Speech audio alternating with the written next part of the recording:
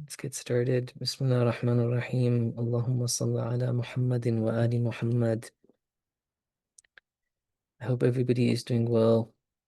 Welcome to the final class, inshallah, that we have for the subject of epistemology. You guys can hear me okay, right? Give me a thumbs up. My voice is coming through fine. Yeah, awesome. Okay. Okay, inshallah, we will get started. Today's class may not last the entire hour. Inshallah, we'll go for a bit of time. We'll talk a little bit more about fallacies. And then, like I had promised, I will share a quiz. More important than a quiz from the perspective of the academy is a survey form that I have also prepared that I would like to request all of you to fill out. The survey will be anonymous. We won't know who said, so feel free to be critical in the survey. And inshallah, when we wrap things up in maybe half an hour or so, I will share with you two things, the survey as well as the quiz. The quiz is going to be a PDF. It's something that you can choose to, email. If anybody wants, they can complete it and email it to me. And inshallah, I will give them feedback if there's any. I'm sure you guys would all do perfectly fine on it. But if anybody wants me to mark it or look at it, inshallah, I can always do that. Before we get started today, I thought I would just make a few interesting points about the history of the Ahlul Bayt, peace be upon them, and somehow remind ourselves that, this issue of fallacies and arguments that are incorrect was something that always afflicted Muslims and the Ahlul Bayt, and, throughout history, evil, oppression, wrong things have happened based on fallacies. And people out of this is something the Quran again and again is telling us. The history of the Ahlul Bayt, peace be upon them, is showing us that evil people who were bad, tried to hide their bad opinion and stance with a argument that at times they wrapped it in a argument that looked like, hey, you know what, this has a point. This could be correct. And so this whole exercise that we have been doing the last two classes, and inshallah a little bit more today, about identifying fallacies and thinking about what is a good or a bad argument, that's really, really important. So I have three incidents that I wanted to share with you from the lives of the Imams, Amir al-Mu'mineen in particular. Just look at these arguments that he had to deal with. Just look at the fallacies that people would tell him. This is a famous account of Talha and Zubair. You all know who Talha and Zubair are. Talha and Zubair were eminent, famous companions of the Holy Prophet sallallahu alaihi wasallam. They were not like Muawiyah, who we will talk about soon. Talha and Zubair were people who had like a history of serving Islam. There was a time that they had sacrificed for Islam and established the religion of Islam, fighting alongside Amirul Mu'mineen and helping the Holy Prophet sallallahu alaihi wasallam. When Imam Ali becomes the Khalifa, these people cannot bear the justice of Imam Ali. And the first war that Imam has to fight, the first civil war of Islam, is against these guys. Before this betrayal of theirs in the Battle of Jamal, at one point in the narration, they come to Imam Ali and they put forward an argument. They tell him, Imam Ali, you're just giving us the same amount of money that you're giving this Iranian or this, person who just became Muslim yesterday. How is that fair? You have made our share of the public treasury just like somebody else. We're not comparable to somebody else. Allah has bestowed victory on the Muslims by our swords, by our spears. Like, oh, Imam Ali, recognize who we are. Give us some special status, give us some special money, give us some special power. Obviously, Imam Ali wouldn't do that. And obviously, as Shia, we somehow recognize there's a problem with that. But my point is that this was a fallacy. This was an argument that might have confused other people. If it wasn't for Imam Ali's stance, maybe people would have become confused and say, hey, you know what? Talha does deserve a lot more money than an Iranian who just became Muslim yesterday. He has this history of serving Islam.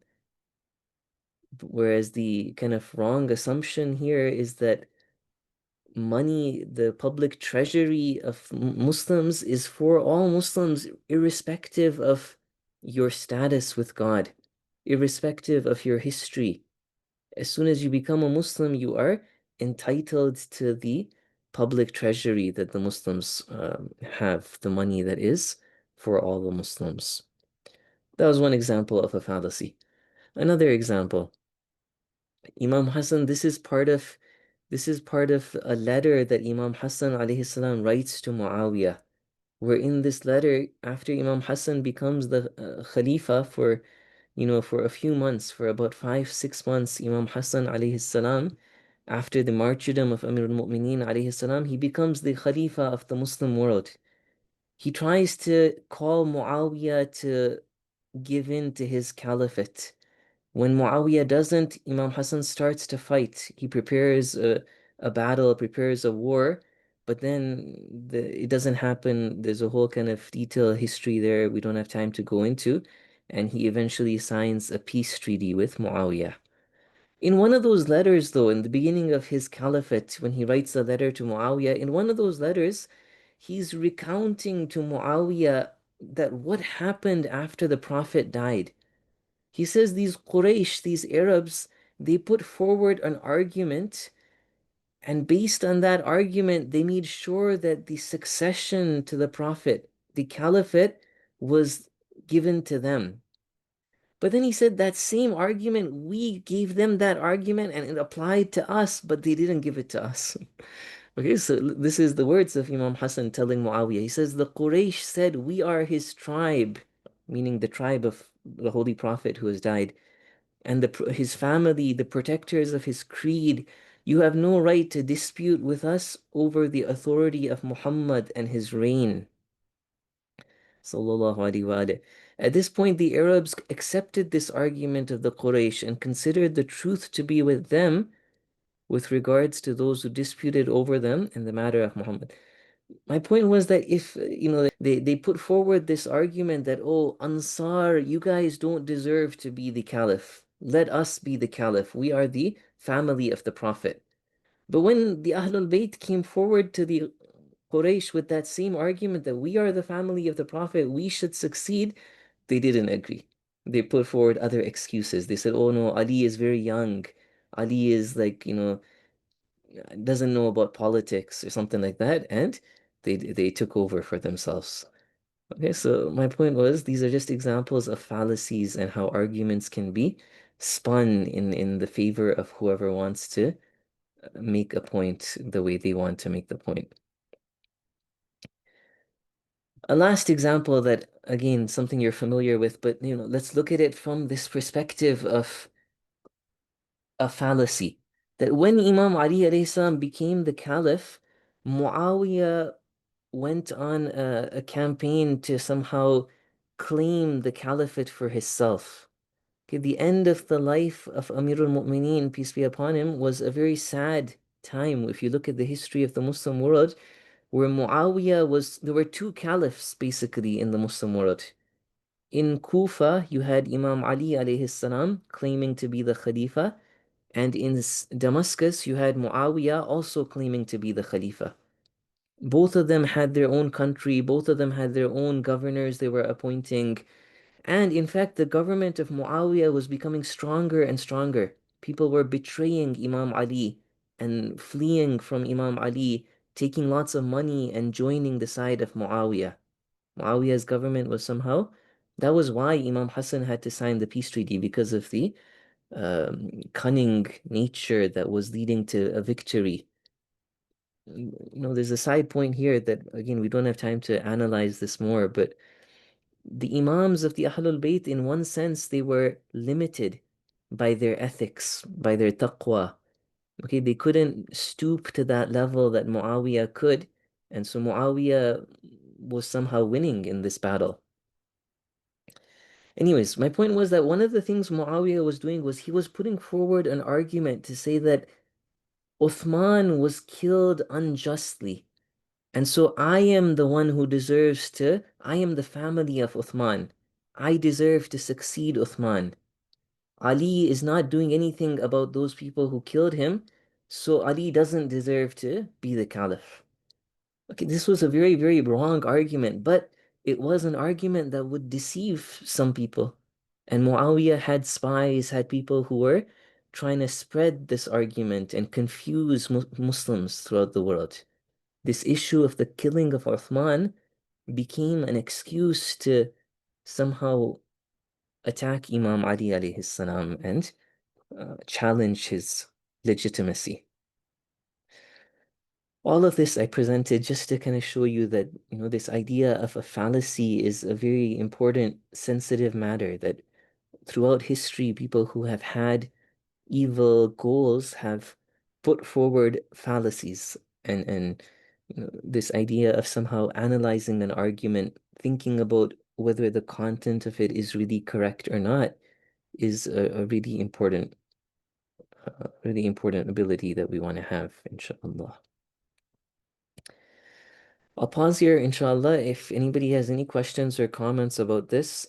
If not, we will, inshallah, quickly recap what we have done so far, and inshallah, we will enter some new fallacies. For today, I want to explain a few more new fallacies that we didn't get a chance to look at in previous weeks, and then we will wrap things up, inshallah.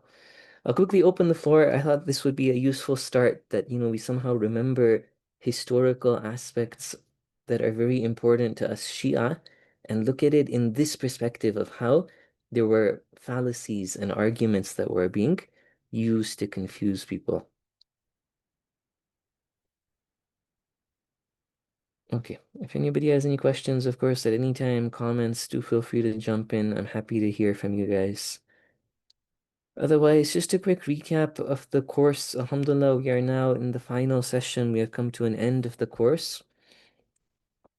Initially, we had a lesson about the importance of seeking the knowledge of Islamic beliefs and how true happiness, true pleasure comes from connecting to God and learning Islam in depth is a necessary part of somehow strengthening our beliefs. We talked about what are the principles of beliefs, those beliefs that have a fundamental effect in our path in life.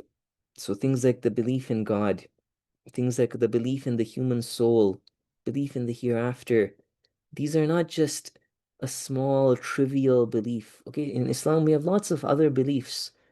We could talk about angels, we could talk about, I don't know, barzakh, but by itself, those are not going to be called a principle of belief. Usul aqaid. Principles of beliefs are those beliefs that will fundamentally alter our path in life, our decision making in life. And so it's really necessary for every Muslim to have a kind of a course, an understanding, have learned these principles of belief in a very deep way where they can prove this for themselves and understand the reality. After that introduction, we went into the actual content of epistemology. For about 3 sessions, we looked at our knowledge. Where does our knowledge come from? What are different types of knowledge? We talked about this idea that knowledge is really something that your soul understands and comprehends. And because it is our soul, which is an immaterial reality, this is something to be further discussed later on. It is an immaterial reality. It is not necessarily limited by the mind and the body. Sometimes somebody may, through spiritual unveiling, through direct connection to God, you may get some kind of presential knowledge. So we talked about what is presential knowledge. We talked about later on the idea of spiritual unveiling, as opposed to the normal knowledge we get through our senses. Our senses, when we, perceive something, we have an image of it in our mind. That is the common type of knowledge, acquired knowledge. We talked later on about how knowledge can at times be based on probability. The best type of knowledge would be one where we have deduction or syllogisms or a logical proof that is 100% solid. But practically in our life, very often our knowledge is not like that. Our knowledge is based on experience. Our knowledge is based on probability. very often. And that's also a type of knowledge that is, worthy and can give us knowledge, can give us certainty. If something is 99.99999% sure, it's like you have knowledge. You can't really pay attention to that 0.00001%. That was one point we talked about. Along the same lines, we talked about how, kind of related to that, we talked about how it's only natural that in our life we take our knowledge from other people at times. Practically speaking, we cannot all become experts in every field of knowledge. It is logical, it is in line with both the intellect as well as Islamic tradition that we follow experts in certain fields. And there's nothing to be ashamed of. In fact, it's only normal that we do that at times. That was points about our knowledge. Later, we talked about how there are people in the world who deny the kind of benefit of knowledge, skeptically proven. Or maybe there may be different versions of this belief. At times, it may be limited to the immaterial world, where they say anything that we cannot sense with our five senses is not sure. We're not sure. We can't make any claim about reality beyond the physical world. We tried to respond to that. We said that no, in this outlook that we are putting forward, in our view of reality and epistemology, we can indeed use our mind to think, to make an argument, to logically analyze an argument, and then say that, okay, this is correct, this is incorrect. If we have a logical argument that is based on self-evident pieces of knowledge, we can say that no, this is a correct argument. It is something that brings about certainty. And in that it gives me certainty, it is somehow telling me about the reality of something in the real world. This is all going to be important that when we later talk about the human soul, we talk about God, we are going with this perspective that I can in fact make a claim about the immaterial world. I can in fact make a claim about something else and categorically say Allah, for example, exists. Okay, that was all really important. Then the last 2 weeks and today, we have been just kind of wrapping things up with a discussion about fallacies. Okay, as I told you multiple times, this is not really part of epistemology, but it's very much related in that epistemology is talking about knowledge. So it's a useful exercise to go look at wrong arguments and how somebody might come up with knowledge that is incorrect because they have accepted a wrong argument. So there are so many different types of wrong arguments. Scholars have tried to categorize arguments and fallacies into different types of fallacies or wrong arguments. We talked 2 weeks ago about uh, at times explanations that may be based on fallacies. When you, for example, distort a message or you use terminology that is confusing, you incompletely quote somebody or you lie or different types of explanations that could be wrong, that could lead to a fallacy.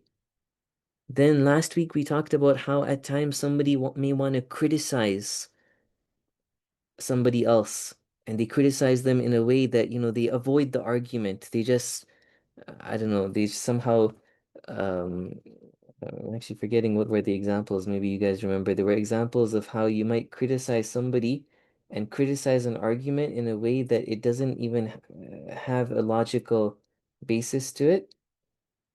Yeah, you just say that, oh, your argument is unclear without actually bothering to analyze it, or you come up with some kind of emotional response. You just deny what somebody else is saying. You say that, oh, everybody recognizes this is wrong. Every schoolboy knows this is incorrect. Okay? Or before that, we talked about overall the idea of claims without reasoning, based on emotion, based on superstition. Mm, yeah, somehow putting down anybody who believes in something, saying, "Oh, anybody with good taste would recognize that this is a bad argument." These are attempts to somehow just make a point without actually explaining it, without giving a proper evidence for it. So these are all, in one sense, examples of fallacies.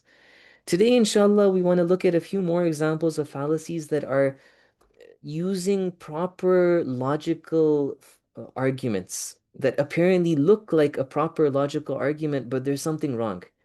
Okay, the first group is going to be called formal fallacies. Formal in the sense that it has the form of a syllogism. It has the form of a deduction, but it's not adhering to some of the conditions of a proper syllogism. Okay, so we'll start with that. And then if you guys remember when we talked about syllogisms a little bit, I said that you can make a parable of a building, that sometimes a building would be a weak building because the material has not been assembled correctly. Okay, you didn't connect the metal and the wood and cement, whatever, in a solid way. That would be an example of the form is incorrect. So if you want to compare a building to an argument, that would be an example of formal fallacies where the conditions of a syllogism are not being followed. But sometimes the actual raw material that you're using in a building was bad quality.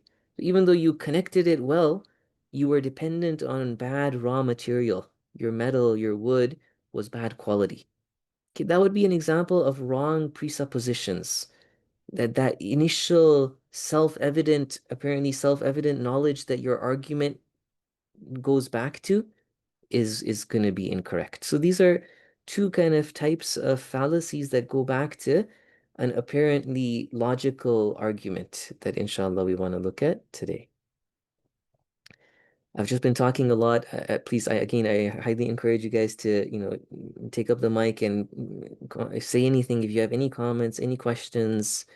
If something, doesn't make sense, please do feel free to share your thoughts. Otherwise, inshallah, I will get started with these formal fallacies, first of all. So where the argument is missing some of the criteria of a logical argument, and then examples of wrong presuppositions.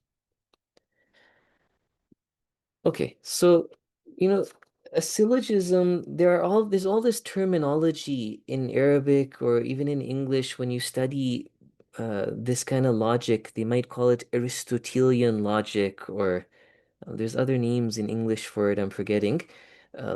Formal logic, even maybe it's called, where when you study this, they give you all this terminology of a syllogism. Okay, a syllogism is where you have, and we had talked about this earlier a little bit as well, you have two premises that overlap. They talk about a common term such that you can then derive a conclusion. So, for example, you could say air is matter. Every matter, everything that is matter has weight. Okay, something like that. And therefore, air has weight. That's an example of a good argument, a correct argument, but there was one term that in the first two sentences that I mentioned was repeated, matter. Air is matter, all matter has weight, therefore air has weight, right? That word that is repeated is what's known as the middle term, okay? In Arabic, we call it the hadd al-wasat. There may be another English terminology here, but it might just be called the middle term. Anyways, the idea is that one of the ways that a fallacy can happen is when that middle term is not really repeated. And at times this can be very confusing. Okay, so take a look at this argument right here. This appears to be a correct syllogism, but something is wrong. If I say the wall has a mouse, okay, let's say the walls in my house are infested. There are mice in that are going through the walls of my house. So I say the walls has a mouse. The wall has a mouse. The walls have mice.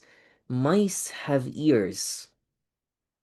Therefore, the wall has ears. This is like a famous maybe joke in Persian that they say, دیوار دارای موش است and موش دارای گوش است. So دیوار دارای گوش است. This appears to be a correct argument. But something has gone wrong here. Anybody want to take a guess? This is something what I was saying, that in order for it to be a proper syllogism, there should be a middle term that is repeated. But in this, it was not properly repeated. Anybody want to try to explain what went wrong? Why was it not properly repeated?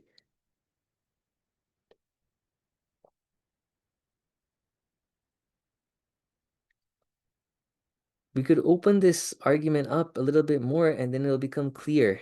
Or anybody have any thoughts? If you think about exactly what is the first premise and the second premise, then you'll see that wait a second, it's not actually, there is no term. Miss Akil, go ahead. So the word has is being used differently in both sentences. The first, it's the word inside is actually left out, right? The wall has a mouse inside. And the second sentence is about the mouse actually having ears. Yeah, exactly. Exactly. So the if mouse is the thing repeated, then it's actually not just mouse that you're talking about. You're saying the wall has a mouse, or as you said, inside it is a mouse. Okay, so then you're saying you're talking about something that is inside the wall, right? And so um, you can't just go on now all of a sudden to start talking about the mouse itself. Okay. So yeah, like if you were to look at it like this, normally in a syllogism, you have to be saying in a premise, you have to be saying A is B, right? Here you're not saying that the mouse is the wall. A is B. What you're actually talking about is that um the wall is something that has a mouse in it. Okay, so B, if we wanted to say A is B, you would say something like A is the wall and B is something that has a mouse in it. Now, in the second sentence, you're not talking about something that has a mouse in it. You've gone on to talk about mouse itself, right? So the actual term, as we say in Arabic, the hadd al-wasat, the term that's supposed to be repeated in premise one and premise two is not really being repeated. Okay, this is an example of a formal fallacy. Sister Alia has also explained this in the chat. Most will not be in the all the time. Like, for example, in the wall all the time. Yeah. But specifically here, the problem is that the way it's being explained is that in a proper syllogism, you just have three terms. Okay, you're supposed to have like A is B, B is C, therefore A is C. So you just have A, B, and C.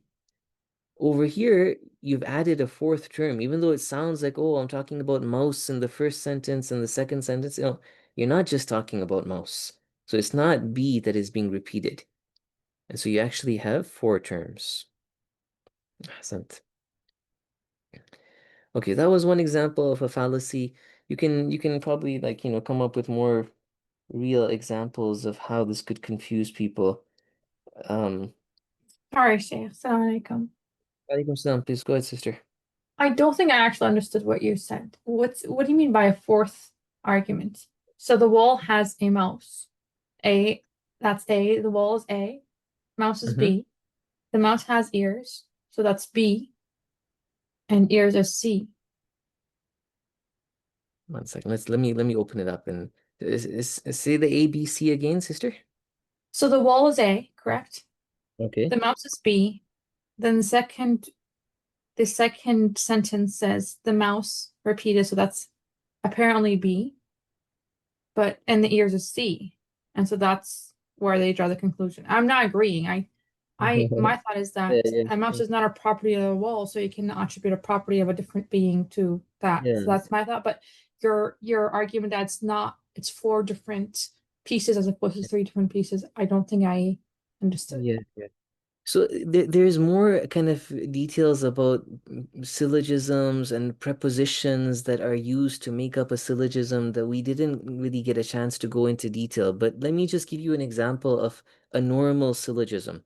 Okay? And you'll see how you're supposed to just have three terms. One term, the hadd al-wasat, the middle term, is supposed to be repeated exactly in the first preposition and the second preposition.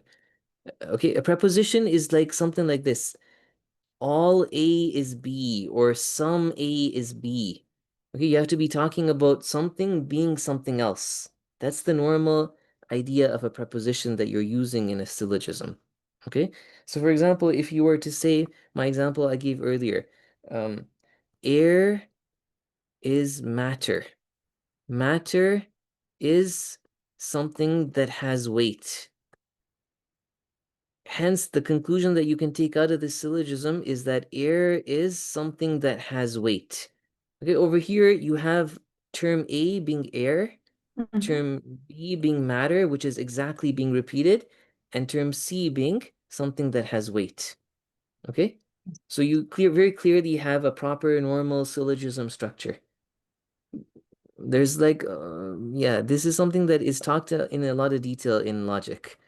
Okay, but if you go back to the sentence that we were just talking about, we were saying a wall, okay, let's just say walls, all walls, or some walls even. Okay, some walls have mice.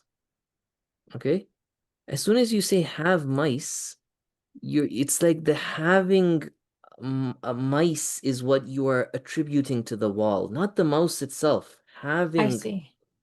And then in the next sentence, you've gone on to say, mice have ears. Right? You're talking about the mouse. So there's a problem here. The hadd al-wasat, the thing that's supposed to be repeated, is not really being repeated. In the top sentence, you're talking about something that has mice in it. But in the second sentence, you're talking about the mouse itself. Does that make sense? Okay. That's I the think I problem. understand. That's the problem, that now you have in these two prepositions, you have four different things you've talked about. You've talked about walls, that's one. You've talked Mhm. about something that has mice in it. That's B, that's number two. Then you've talked about mice themselves, that's number three. And then you've talked about having ears, number four. So you're actually talking about four different things. I see. So Jazakallah. no problem, no problem. Okay, let me go back to the slides. Another example of formal fallacies. Okay, another example of yeah, formal fallacies, another example of logical arguments is when you have what we would call jumla shartiyya in Arabic, a conditional sentence. Okay, in English, I don't know exactly what you call it, but you have these terms of antecedent and consequent that you can see in this example. Q results in R. Okay, let me give you an example. If it rains, the floor is going to be wet. Q, the antecedent is that if it rains. And what is the consequence of that? The floor is going to be wet. Okay, so now here, if you ever know that Q has been established, it has rained, you can definitely conclude that that the floor is going to be wet. And also another thing you can conclude is that if the floor is dry, if R is not the case, then you can definitely conclude that Q is not the case either, that it didn't rain. Okay? So far, those are examples of valid arguments. But now you could easily fall into two fallacies over here. What are the fallacies? One of them is called where you say that, okay, R is valid, therefore Q must be valid. Where you say, oh, the floor is wet, therefore it must have rained. But wait a second, that wasn't what the relationship we had initially started with was just saying that if it rains, the floor is going to be wet. We didn't say that the only way the floor becomes wet is through rain.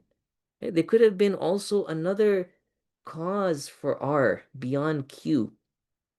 That would become then a fallacy where you say, oh, it's wet, therefore it definitely rained. Oh, R is there, therefore definitely Q. No, maybe R was the cause of another letter. Okay? And so that's an example of what they call affirming the consequent. It's a fallacy. Okay, let me give you an example of this that um if you were to say something like this, that look, if Zaid wanted to kill Amr, he would have poisoned him.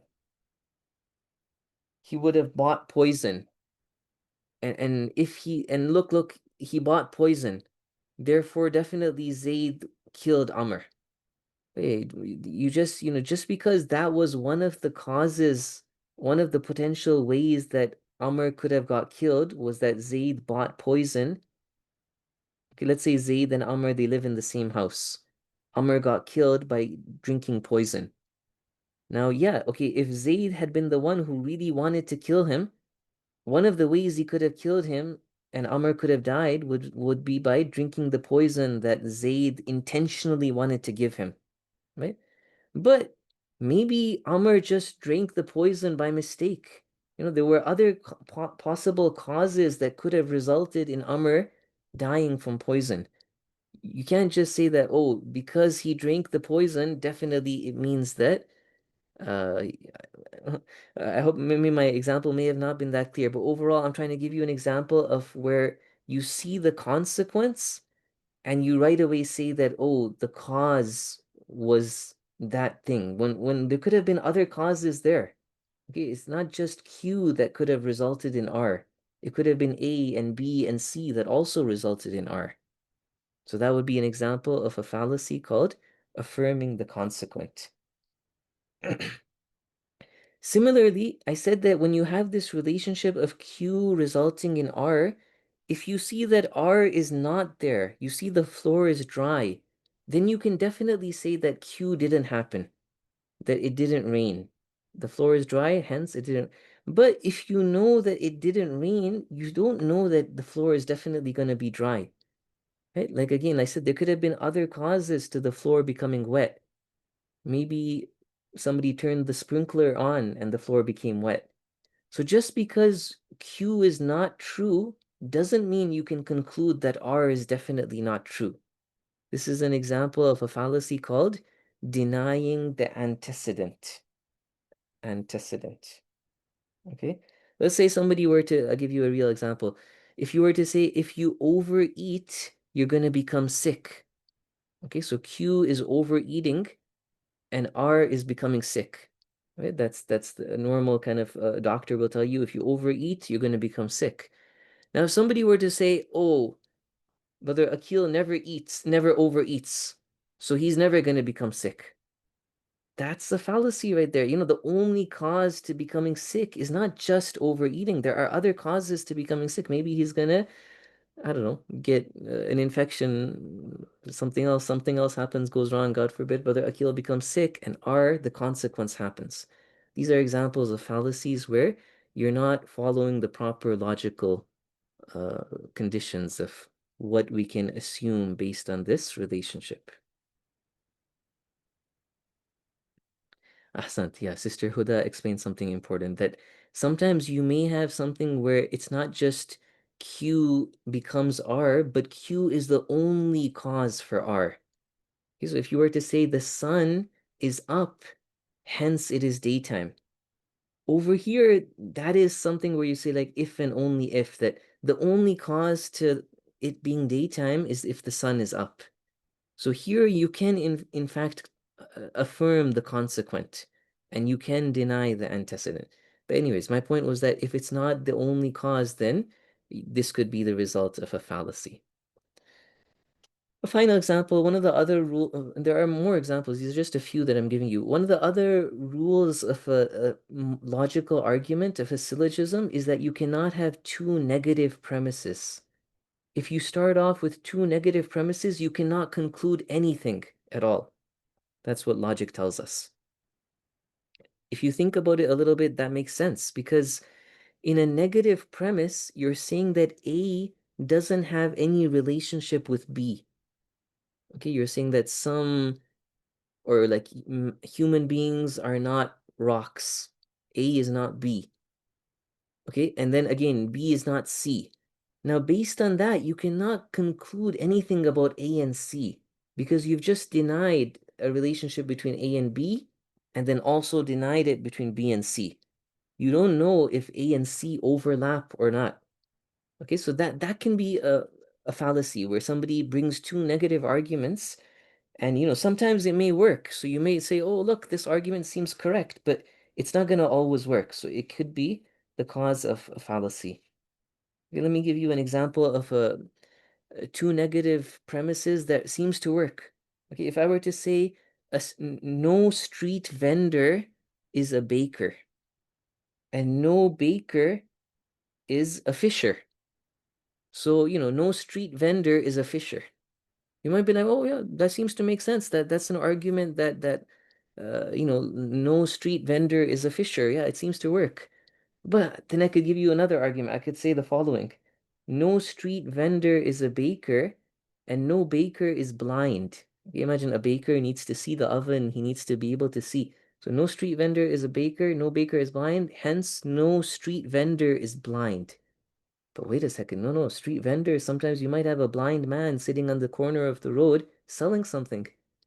So see, that was an example of two negative premises that didn't work. It gave us a wrong conclusion. Overall, this is one of the rules that in logic they tell us that if you have two negative premises, you cannot conclude anything from that. Okay. Very quickly, I'll go through a few examples of now. So if we go back to the building example, formal fallacies that we were just looking at are examples of assembling a building in a weak way, where you're putting a logical argument that doesn't follow the rules of an argument. Over here now, we want to give examples of a building that's weak because of the raw material, where you are starting an argument off with some presuppositions, something that you're falling back on that itself is an incorrect preposition, an incorrect piece of knowledge. So one example that's very famous is this idea of appealing to tradition. Okay, so this is going to be funny. I'm going to give you things that are opposites, but as I give you examples, you'll see that even though they're opposites, these are very common fallacies. One would be an appeal to tradition, to say that no, whatever it was always done in the past is correct. The absence of precedent, that uh, appeal to tradition is like the absence of precedent. These are just two kind of sides of the same coin. Similarly, appeal to novelty is the idea of anti-traditionalism. So the first is this idea that, oh no, people were always doing it, so it has to be correct. Or on the other hand, you could say that, no, it was never done before, so it must be incorrect. Right? These are two examples of the same kind of argument. The second one is the opposite, where you say, oh wow, this is something new, it has to be correct. Okay? Or you say, oh, this is something old that people did in the past, it has to be incorrect. All of these are examples where this is a fallacy, to simply say that it is correct because it is old, or it is incorrect because it is old, is not going to be a solid argument. Okay, so let me just give you guys some examples. We can think of examples of arguments that would be based on that. We can even see examples in the Quran, like I was giving you guys last week, that a lot of times when we look at the kuffar in the verses of the Quran, we see they are putting forward fallacies like this. Okay, so many times Allah quotes the kuffar either of the time of our Prophet sallallahu alaihi wasallam or at the time of previous prophets, saying that, oh, what is this new religion? Why would we follow it when it's something new? We should follow what our forefathers used to do. Okay, for example, and listen to this verse in Surah Zukhruf, the 43rd Surah of the Quran. Allah says, وَكَذَلِكَ مَا أَرْسَلْنَا مِن قَبْلِكَ فِي قَرْيَةٍ مِّن نَذِيرٍ إِلَّا قَالَ مُتْرَفُوهَا إِنَّا وَجَدْنَا آبَاءَنَا عَلَى أُمَّةٍ وَإِنَّا عَلَى آثَارِهِمْ مُقْتَدُونَ. That there was no prophet that was sent to his community except that the rich elite of that community said that we found our forefathers doing something that we will continue. Okay? And then like the prophets would ask them that أَوَلَوْ جِئْتُكُمْ بِأَهْدَى مِمَّا وَجَدْتُمْ عَلَيْهِ. What if I bring you something that's better, that has logic, that is more rational? And they would say, no, إِنَّا بِمَا أُرْسِلْتُمْ بِهِ كَافِرُونَ. We're going to reject what you say. Okay, so this is this idea of appeal to tradition, absence of precedent, that because it goes against what our forefathers were doing, we're not going to follow it. Okay. On the other hand, you see the opposite as well in the Quran. That in some verses the kuffar are quoted as saying, um, I'm just trying to find the example. There was some verses where it was like, this is what is this something new that we're supposed to follow? Yeah, ما هذا إلا سحر ما سمعنا بهذا في آبائنا الأولين. That sometimes they're like, oh, we're gonna follow idol worship because that's what our forefathers used to do. On the other hand, they approach it the other way sometimes and say, oh, we never heard about this. This is something new. ما سمعنا بهذا. So this is this idea that, something new is wrong, something old is correct. On the other hand, we could have the opposite extreme as well, where just because it's a new argument, some people might quickly accept it and say that, oh, whatever is old should be rejected. Anti-traditionalism. Okay? Even that, we can find examples maybe in the Quran for that. وقال الذين كفروا أإذا كنا ترابا وآباؤنا أئنا لمخرجون لقد وعدنا هذا. That this argument of religion, oh, this is an old argument that we've heard before. It must be wrong because it's an old argument. The idea being that, in every case, we want to see the logic, the argument properly and not quickly reject it just because it's something old or something new. People might write off Islamic laws very quickly. After the Islamic Revolution in Iran, there was somebody who Imam Khomeini had initially appointed to be the head of the government. He was an academic who was a religious person, Mehdi Bazargan. But very quickly, some of these academics like Bazargan, they parted ways with Imam Khomeini, and they were not happy with Islam, basically. Okay, Bazargan passed some kind of comments that, well, this barbaric Sharia, how can we implement these kind of penal code of Islam in this day and age? Imam Khomeini was really angry that, like, how dare he say that? These are the laws of Islam. This is what God wants. How can you say this is barbaric, ancient? This is something that needs to be implemented till the day of judgment. So this is the idea that, okay, some people might write off Islam because it's something old and say, oh, it must be incorrect. Those were the first two. The next two, there are Latin names that are used in English for some of these fallacies. Okay, I've put these Latin names over here up. Argumentum ad Lazarum, or argumentum, I don't know, ad crumenum. The idea here is that because poor people accept a view, it must be correct. That's the idea of ad Lazarum.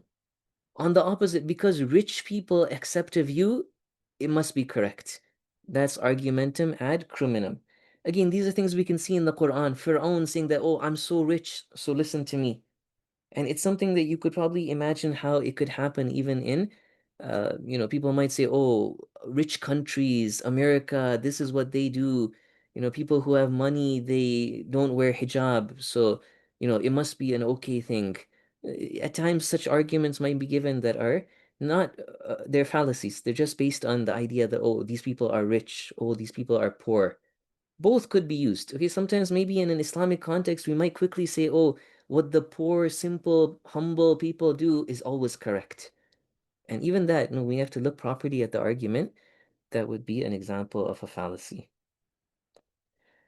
The other one that's very common is this idea of jumping on the bandwagon or appeal to numbers that, oh, because the majority of people do it, it must be correct. Okay, this is something that's going to be very common. The whole idea of democracy is somehow based on that how do we come up with what the laws be tomorrow if 51% of people in a country say that homosexuality is okay, it becomes okay. Oh, there's some things there is an idea of right and wrong that can be understood based on, what we said in epistemology of how we come to learn our knowledge. Just because people say it doesn't necessarily make it correct. Obviously, democracy, there is a reason why people wanted to somehow value the opinions of everyone. That's different, but it doesn't make something right just because everybody believes in it. The last one, and I'll just quickly end with this, is the idea of um, when you see two things that happen at the same time, you claim that there's a cause and effect relationship between them. Okay? So the Latin name for that is what I put at the bottom, post hoc ergo propter hoc. Is the idea that the whole idea of luck.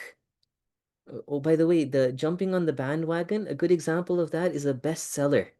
That nowadays, when they want to advertise a good book or something popular, it'd be like, oh, 1 million people have bought this, so therefore it must be really good.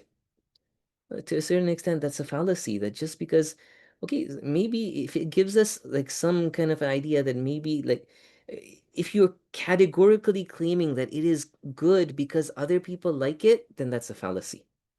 Of course, it doesn't mean that there's no value in knowing how many other people like a book, but you just got to be careful that it doesn't become a fallacy. Anyways, this last one was the idea of when you see two things happen at the same time, you attribute a cause and effect relationship.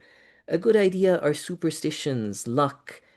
Okay, athletes might do strange things at times where they, I don't know, they wear a certain color shirt and they say that, oh, when I wear this color, I always win in my match. This is the idea of, okay, it happened once. That doesn't mean that it was the cause of what made you win, right? Or I don't know, if you sneeze, it's unlucky because once I sneezed and then I failed at what I was gonna do. Well, that was just a random thing that happened. It doesn't mean that was the actual cause. We have a beautiful story from the life of the Holy Prophet sallallahu alaihi wasallam that when his son Ibrahim died, okay, the Prophet had a son, I think from the one of his wives, Maria Qibtiyah. But that child Ibrahim died in his infancy. At that same time, there was an eclipse. Now, in that society, people right away they said, "Oh wow, this is related." That look, the universe is somehow mourning or affected by the death of the Prophet's child. The Prophet could have taken advantage of that. He could have, somehow maybe even made people's faith in him stronger, attracted people to Islam. But he was obviously a person of principle, somebody who wouldn't take advantage of people's ignorance and, claim a fallacy just because it's in his own favor. And so he told them, no, that this has its own cause and effect, and eclipse happens for its own reasons, and this was not one of the reasons that caused the eclipse.